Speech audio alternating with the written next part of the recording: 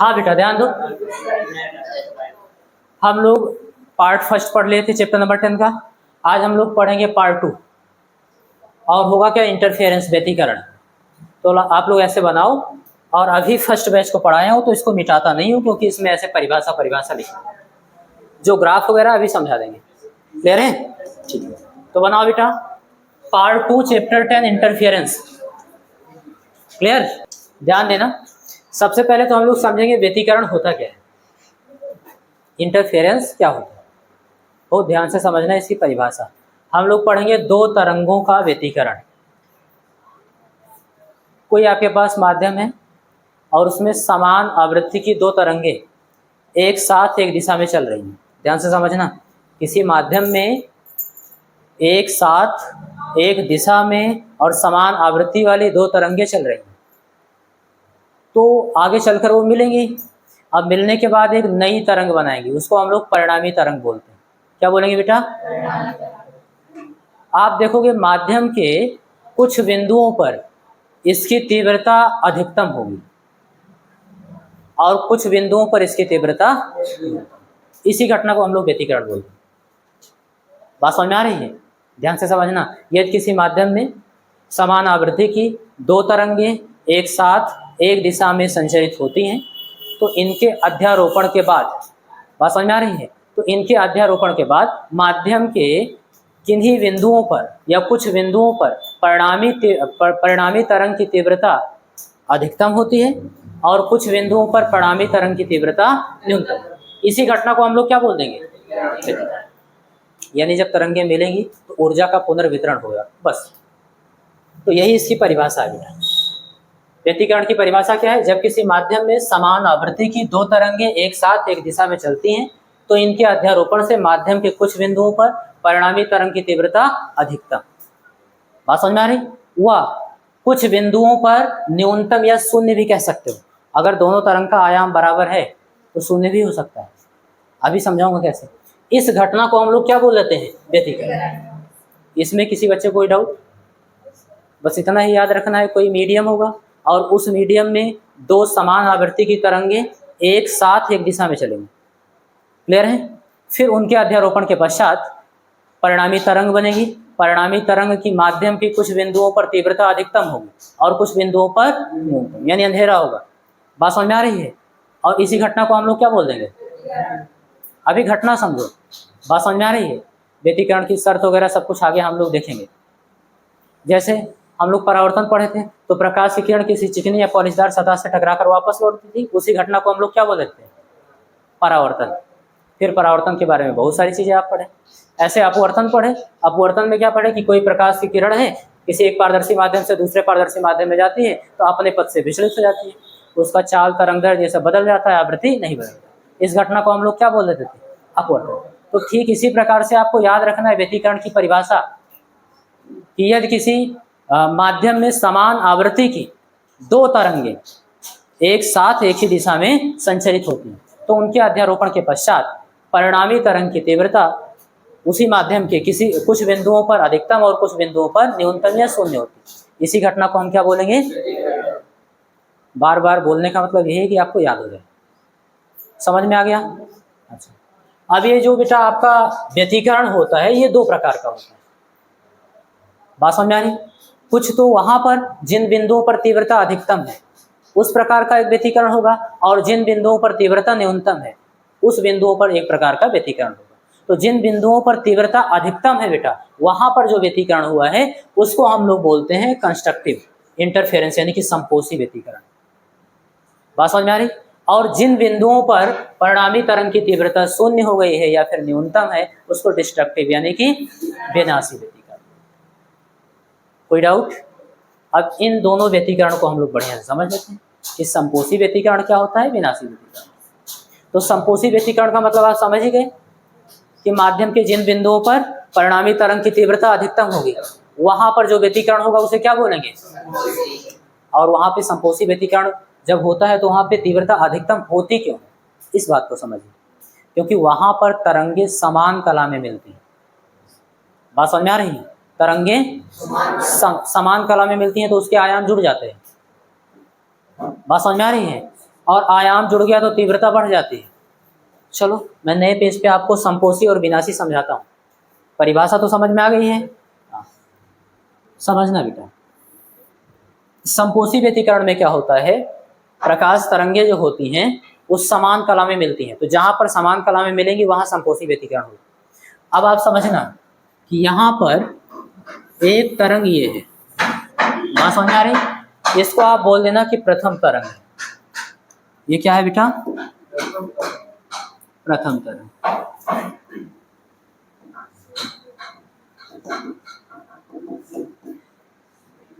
ठीक है भाई, ये प्रथम तरंग हो गई। और एक तरंग और है,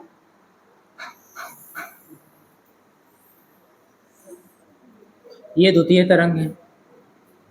आप किसी को भी प्राथमिक किसी को भी द्वितीय मान सकते हो। बात समझ में आ रही है?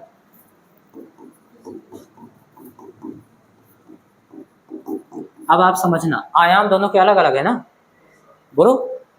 तो आप बोलेंगे पहले तरंग का आयाम, पहले किसको माने? इसको माने हो? हाँ, इसका जो आयाम है बेटा, बाहर बना दो। इसका जो आयाम है वो आपने कितना माना? इस पे टाइम होगा बेटा, क्या होगा? समय। और इस पे क्या होगा? विस्थापन। बात समझ में आ रही है? तो अधिकतम विस्थापन, किसी और जो अधिकतम विस्थापन होगा वही तो आयाम होगा। तो पहले तरंग का आयाम आपने कितना माना? A1। और दूसरे तरंग का आयाम ये होगा, इसको आप मान लेंगे A2। यहाँ तक बात समझ में आ रही? अब देखो, ध्यान देना बेटा, पहला तरंग को आप ध्यान से देखना, इसका माध्यम का कण ऊपर जा रहा है, ऊपर विस्थापित हो रहा है ना, तो इसका भी ऊपर विस्थापित। और जब ये वाला अधिकतम इस डायरेक्शन पे था तब ये भी अधिकतम इस डायरेक्शन में। अब यहाँ के बाद इस डायरेक्शन में आएगा, यानी कि नीचे की ओर विस्थापित होगा। ये पहली तरंग का विस्थापन y एक्सिस पे हो रहा था, क्लियर है ना? तो दूसरी तरंग के कण का भी विस्थापन क्या हो रहा था? y एक्सिस ऊपर की ओर हो रहा था। और जब नीचे की ओर इसका हो रहा है तब इसका भी नीचे की ओर है, यानी कि दोनों के दोनों क्या है? समान कला में। समान कला में मिलेंगे तो इनके आयाम क्या होंगे बेटा? जुड़ जाएंगे, एक नई तरंग बनेगी। उसको हम लोग बोलते हैं परिणामी तरंग। क्या बोलते हैं बेटा? उसको ध्यान से समझना, कुछ इस प्रकार से। उसका आयाम और ज्यादा होगा, जुड़ेगा जब इन दोनों का तो ज्यादा नहीं हो जाएगा। तो आप बोलेंगे कि इसका जो आयाम होगा वो कुछ इस प्रकार से, और इसका जो आयाम है बेटा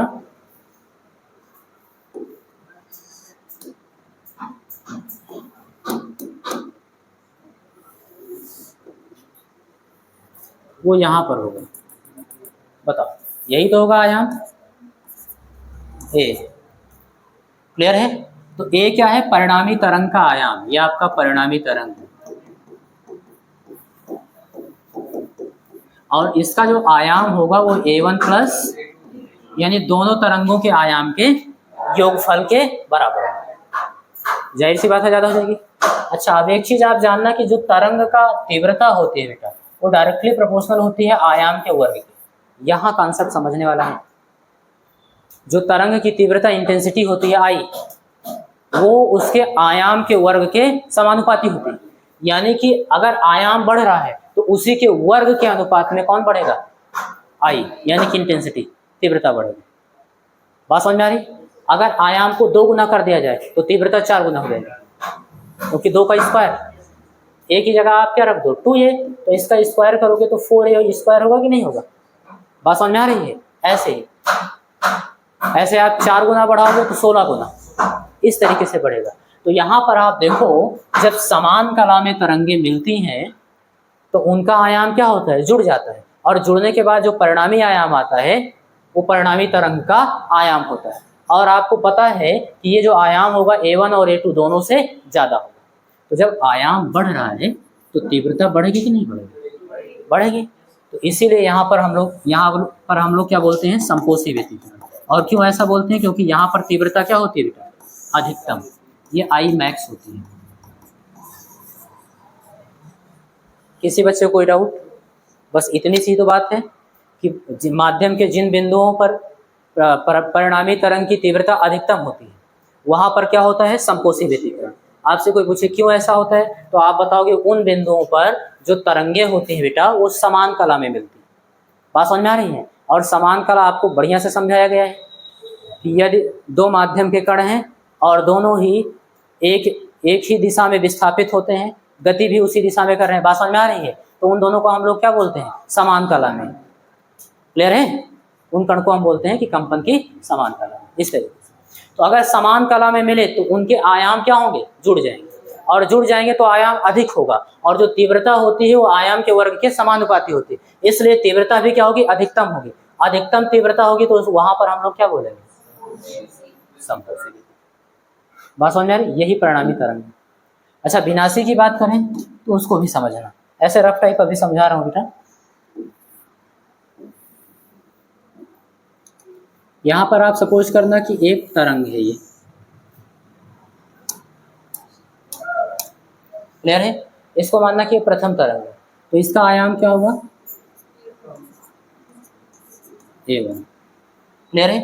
अब विपरीत कला में तरंगे मिलेंगी। विपरीत कला का मतलब ये तरंग जब चल रही है तो माध्यम के कण देखो ऊपर की ओर जा रहे हैं, बात समझ में आ रही है? दूसरी तरंग के क्या होंगे, विपरीत डायरेक्शन। तो कुछ इस तरीके से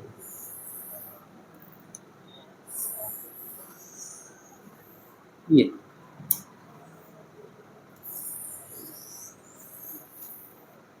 ऐसा। क्लियर है? इसका आयाम अगर आपसे पूछा जाए तो A2 बताओगे। क्या बताओगे बेटा? A2 बताओगे। इसको आप बताओगे प्रथम तरंग, तरंग फर्स्ट, और इसको आप बताओगे।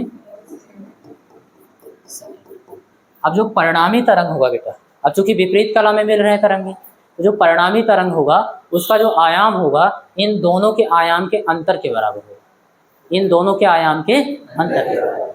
और व्यतिकरण की शर्तें आपको आगे पढ़ाई जाएंगी, तो वहां पर हम लोग मानते हैं A1 या तो A2 के बराबर हो बेटा। बात समझ में आ रही है? अच्छा व्यतिकरण पैटर्न के लिए या तो बराबर हो या फिर A1 लगभग A2 के बराबर।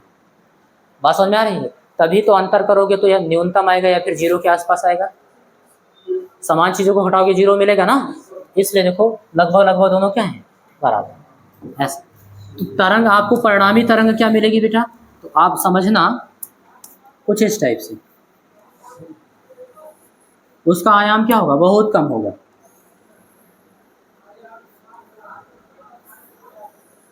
उसका आयाम क्या होगा बेटा, ये आपका A होगा, ठीक है ना? ये परिणामी तरंग का आयाम होगा। आप बताओगे A जो होगा वो A1 माइनस A2 के बराबर। क्लियर है? ऐसे कर दो, डिफरेंस भी कर सकते हो, जो बड़ा हो उसमें से रहता है ऐसे। तो अब आप सभी जानते हो चूंकि A1 लगभग A2 के बराबर, लगभग लगभग, इसलिए जो परिणामी आयाम आएगा बेटा, बात समझ में आ रही है, वो लगभग लगभग किसके बराबर होगा, जीरो, यानी बहुत कम होगा। क्लियर? तो जब तीव्रता आप लिखोगे तो तीव्रता किसके समानुपाती होगी, आयाम के वर्ग की, तो इसलिए तीव्रता भी क्या होगी बेटा, आई मिनिमम, न्यूनतम होगी कि नहीं होगी? न्यूनतम तीव्रता होगी तो आप क्या बोलोगे, विनाशी व्यतिकरण। क्या बोलोगे? यानी अब आप व्यतिकरण संपोषी और विनाशी को दो दो प्रकार से बता सकते हैं। एक तो एक दो नंबर का आता है, याद रखना, संपोषी और व्यतिकरण से, संपोषी व्यतिकरण या विनाशी व्यतिकरण से आप क्या समझते हैं, ये कई बार पूछा गया। व्यतिकरण उतना ज़्यादा नहीं पूछता, लेकिन आपसे ये जरूर पूछता है संपोषी और विनाशी व्यतिकरण को समझाइए। तो आपको केवल इतना बोलना होगा कि माध्यम के उन बिंदुओं पर जहां पर परिणामी तरंग की तीव्रता अधिकतम होती है, संपोषी व्यतिकरण है। या फिर आप बता सकते हो माध्यम के उन बिंदुओं पर जहां पर तरंगे समान कला में मिलती है। बात समझ में आ रही है? जहां पर तरंगे समान कला में मिलती है वहां पर संपोषी व्यतिकरण क्यों होता है, आप जानते हो। समान कला में मिलेंगी तो आयाम जुड़ेंगे, आयाम जुड़ेगा तो तीव्रता क्या होगी, बढ़ेगी, अधिकतम तीव्रता होगी तो संपोषी व्यतिकरण होगी। ऐसे विनाशी व्यतिकरण को बताने के लिए आप बताओगे माध्यम के उन बिंदुओं पर जहां पर तीव्रता न्यूनतम होती है या फिर शून्य होती है, बात समझ में आ रही है, वहां पर विनाशी व्यतिकरण होता है। या फिर आप ऐसे भी बता सकते हो माध्यम के उन बिंदुओं पर जहां पर तरंगे विपरीत कला में मिलती, तो अगर विपरीत कला में मिलेंगी तरंगे तो आयाम क्या होगा, घटेगा, आयाम घटेगा तो तीव्रता भी न्यूनतम हो जाएगी, विनाशी व्यतिकरण वहां होगा। कोई डाउट?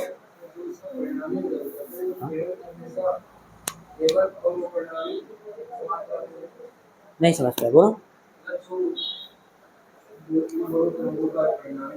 हाँ, तो A1 और परिणामी तरंग ऐसा कुछ नहीं है। बात समझ में आई? इधर इसलिए बताए हैं क्योंकि थोड़ा सा A1 ज़्यादा लग रहा है। अगर A1 थोड़ा सा ज़्यादा है तो A1 में से A2 को घटाओगे तो क्या बचेगा? A1 का ही तो कुछ पार्ट बचेगा, तो इसलिए ऊपर बना दिया गया A2, इसीलिए तो डिफरेंस लगा दिया नीचे। बात समझ में आ रही है? अगर A2 ज़्यादा हो गया तो A2 की ओर बना देना। क्लियर? ये पढ़ना बेटा। अभी मैं आपको, ये सब फर्स्ट ईयर का कॉन्सेप्ट है पूरा। क्लियर? तो इसलिए बहुत ज़्यादा नहीं ले जा रहा हूँ वहाँ। आपको पढ़ाऊँगा प्रत्यावर्ती धारा, वहाँ पर कलांतर वगैरह भी बताऊँगा, उसका भी आरेख खींचना सिखाया जाएगा। कला आरेख, ठीक है, कला समंजक आरेख, सब सिखाऊंगा। धीरे धीरे सीखो, इसमें कोई दिक्कत तो नहीं हो रही है, दोनों ओर हो सकता है, ठीक है ना? ओके, आगे देखना बेटा। तो यही आपको यहाँ पर समझाया गया है। कंस्ट्रक्टिव इंटरफेरेंस यानी संपोषी व्यतिकरण, जिन बिंदुओं पर परिणामी तरंग की तीव्रता अधिकतम होती वहाँ संपोषी व्यतिकरण होता है। याद रखना, इन बिंदुओं पर तरंगे समान कला में मिलती है। तो समान कला में पहली तरंग आपने इसको माना है, दूसरी तरंग आपने येलो वाले को माना है, और दोनों ही देखो समान कला में मिले। समान कला में मिलेंगी तो एक परिणामी तरंग ये बनेगी, ये, ठीक है, रिजल्टेंट वेव होगा। परिणामी तरंग का जो आयाम होगा इन दोनों के आयाम के योगफल के बराबर, ये परिणामी तरंग का आयाम। और चूंकि आप जानते हो I is directly proportional A square, आयाम के वर्ग के समानुपाती होता है। तो चूंकि आयाम ज्यादा हो रहा है इसलिए यहाँ पर तीव्रता भी ज्यादा होगा, और अधिकतम तीव्रता है तो हम लोग क्या बोलेंगे? संपोषी। एकदम क्लियर है बेटा? ऐसे ही विनाशी व्यतिकरण आप पढ़ चुके हो। विनाशी व्यतिकरण में क्या है? जिन बिंदुओं पर परिणामी तरंग की तीव्रता न्यूनतम या शून्य होती है वहां विनाशी व्यतिकरण होता है। बात समझ में आ रही? इन बिंदुओं पर तरंगे विपरीत कला में मिलती है, भी आप पढ़ लें। अब देखो, पहली तरंग आपने इसको माना, ये पहली तरंग आपने इसको माना A1 आयाम वाला, दूसरी वाले तरंग को आपने माना A2 आयाम वाला। बात समझ में आ रही है? अब A1 में से A2 घटाओगे, अब ये जो पूछ रहा था कि हमेशा ऊपर की ओर बन रही, क्यों बन रही? A1 क्या है बेटा? ज़्यादा है, और A2 क्या है? कम है। घटाओगे तो आयाम A1 वाला ही तो बचेगा, उसी की डायरेक्शन में जो परिणामी तरंग होगी उसी के साथ ऐसे। बात समझ में आ रही? तो इसका आयाम कितना हो गया? A हो गया, और वो किसके बराबर होगा? दोनों तरंगों के आयाम के अंतर के बराबर। यहाँ तक बात क्लियर है? तो आप देख पा रहे हो जो आयाम A मिल रहा है बेटा वो A1 से भी कम हो जा रहा है। तो अगर कम होगा तो I क्या होती? उसी के वर्ग के समानुपाती होती। अगर A कम हुआ तो I भी क्या होगा? तो इसलिए परिणामी तरंग की ये तीव्रता है जो कि न्यूनतम होगी, तो न्यूनतम होगी तो वहां पर क्या होगा? विनाशी व्यतिकरण होगा। बस यही आज आपको पढ़ाया गया। क्लियर है? कल हम लोग बेटा यही परिणामी तरंग जो आप निकाले हो, परिणामी तरंग की तीव्रता का व्यंजक हम लोग प्राप्त करेंगे, आई की वैल्यू, क्योंकि इस पर न्यूमेरिकल बहुत आता है और कॉम्पिटिटिव एग्जाम में भी आता है। क्लियर है ना?